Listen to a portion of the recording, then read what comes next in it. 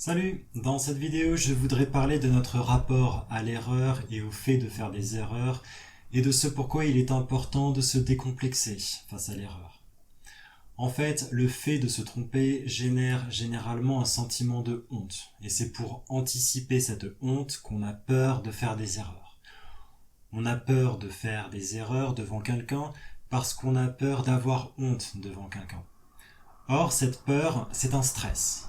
Et lorsqu'on est stressé, on est bloqué, on n'arrive pas à parler. Le problème, c'est que pour moi, une langue, c'est pas une connaissance. Pour moi, une langue, c'est une compétence. Or, avec une compétence, il n'est pas possible de faire des erreurs ou de se tromper. Avec une connaissance, oui, une connaissance, elle est vraie ou elle est fausse. Si elle est fausse, effectivement, on fait une erreur, on se trompe. À l'école, quand on apprend l'histoire, la géographie, la physique, la chimie, etc., on apprend des connaissances, on apprend à savoir. Lorsqu'on restitue ces connaissances, soit c'est correct, soit c'est pas correct et on se trompe, on fait une erreur. On peut éventuellement avoir honte d'avoir fait une erreur. Mais avec une compétence, il n'est pas possible de faire d'erreur. Parce qu'avec une compétence, il n'y a pas de vrai ou de faux. Une compétence, c'est quelque chose qu'on cherche à développer, à améliorer. Mais il n'y a pas d'erreur possible. Pour moi, apprendre une langue, c'est comme développer une compétence, c'est comme apprendre un sport, par exemple. C'est comme si je veux commencer à jouer au tennis, au début, je ne vais rien savoir, je vais être très maladroit, je vais manquer d'habileté, d'agilité, etc. Et puis, grâce à ma pratique, je vais m'améliorer, je vais devenir meilleur, je vais gagner de la confiance en moi, de l'agilité, de l'habileté, de la rapidité, de la précision, de la fluidité, etc. C'est un peu comme ce qu'en Chine on appelle un kung-fu. Un kung-fu, c'est une technique qui nécessite du temps et beaucoup d'investissement personnel, beaucoup d'efforts pour être maîtrisé, sachant qu'on n'a jamais vraiment fini de maîtriser une technique. C'est un peu pareil une langue, on n'en a jamais fini. Mais il n'est pas possible de faire d'erreur, il n'y a pas de vrai ou de faux. Pour moi, on est vraiment comme dans le cas de l'apprentissage d'un sport ou d'une technique physique, par exemple. Je crois qu'à partir du moment où on arrête d'envisager les langues comme des connaissances et qu'on envisage l'apprentissage d'une langue comme l'apprentissage d'une compétence, je pense que de fait, on a moins peur de faire des erreurs. La peur de faire des erreurs et la peur de se tromper disparaît. Alors d'où vient l'idée qu'une langue est une connaissance et qu'apprendre une langue, c'est comme apprendre un savoir, c'est comme apprendre l'histoire ou la géographie. Bien évidemment, cette idée vient de la façon dont on a appris les langues à l'école secondaire. À l'école, les langues sont enseignées, avec une approche cognitive et pas avec une approche communicative. L'objectif quand on vous apprend une langue à l'école, c'est de vous transmettre un savoir. C'est pas de vous apprendre à communiquer, très clairement. Donc ce savoir c'est quoi? C'est principalement de la grammaire et du vocabulaire. Alors pourquoi est-ce que c'est comme ça? Tout d'abord, il y a un héritage. On enseigne les langues à l'école comme on a enseigné le latin dans l'histoire, c'est-à-dire sur la base d'une approche très cognitive, très théorique, basée sur la connaissance. Sur la connaissance de quoi? Sur la connaissance de la grammaire et du vocabulaire, et sur l'exercice de la traduction. Donc, la façon dont on enseigne les langues à l'école secondaire, c'est basé sur ce qu'on appelle l'approche grammaire-traduction. Pourquoi? Parce que avant, à l'époque, quand on apprenait une langue, c'était pas pour voyager, pour communiquer. C'était en général pour avoir accès aux livres.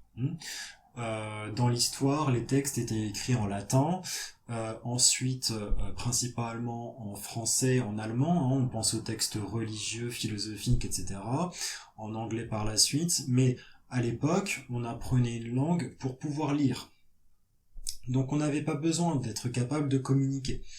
C'est pourquoi on apprenait, en plus le latin était devenu une langue morte, donc on apprenait de façon très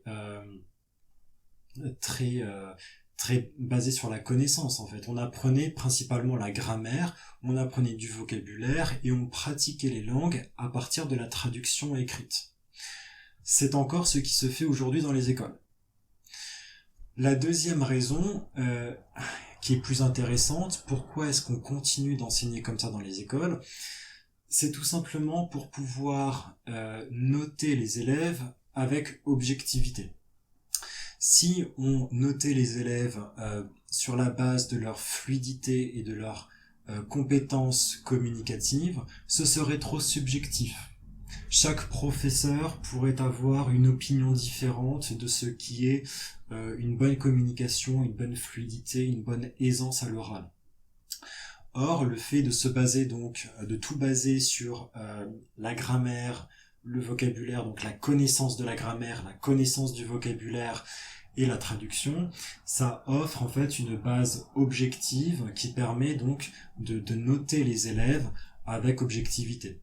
Donc ça, c'est vraiment les deux principales raisons pour lesquelles on enseigne encore de façon aussi cognitive les langues à l'école.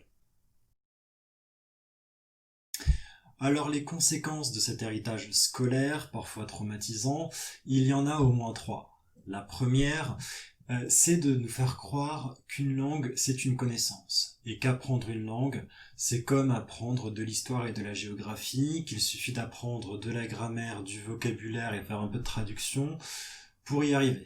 Non, c'est pas comme ça que ça marche. Une langue, c'est d'abord une compétence de communication. Et apprendre du vocabulaire et de la grammaire, ça ne suffit pas. Ensuite, une deuxième conséquence, c'est de nous faire croire que pour apprendre une langue, il suffit de travailler sur la précision. Précision de la grammaire, du vocabulaire, de la traduction. En fait, en langue, il y a deux choses. Il y a la précision et la fluidité. Les deux sont aussi importants l'un que l'autre. À l'école, on passe 90% du temps à travailler sur la précision. Or, il faudrait travailler au moins autant sur la fluidité. La fluidité, c'est tout ce qui concerne l'aisance, la facilité d'expression, la facilité qu'on a à exprimer nos idées de façon fluide dans une langue. Et ça vient avec la pratique active, et non pas seulement avec l'apprentissage théorique de la grammaire et du vocabulaire. Enfin, dernière conséquence, c'est le fait de nous faire croire donc que faire des erreurs et se tromper quand on apprend une langue, c'est grave. Non, c'est pas grave du tout, et même faire des erreurs, ça fait partie du processus d'apprentissage. Le problème, c'est que quand on fait croire aux gens que faire des erreurs en langue, c'est grave, forcément, ça va générer en eux ce sentiment de honte et de peur, d'anxiété, ce stress dont je parlais tout à l'heure, qui va les bloquer dans leur communication.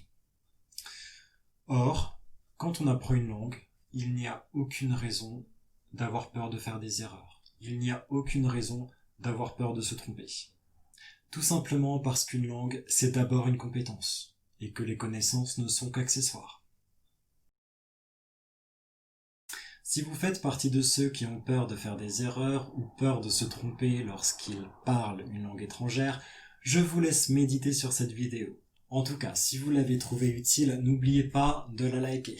Et n'hésitez pas non plus à partager vos idées dans les commentaires. Salut!